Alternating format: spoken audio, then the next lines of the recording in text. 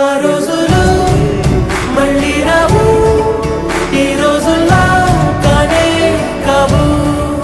అంతేలేని ఆనందాలు వెంటే వస్తే అంటే చాలు. దేవుడు కనిపిస్తే ఏం కావాలంటే మళ్ళీ వెళ్తాం చిన్ననాటికి. ఆ రోజులు మళ్ళీ రావు, మళ్ళీ వస్తే అంతే చాలు.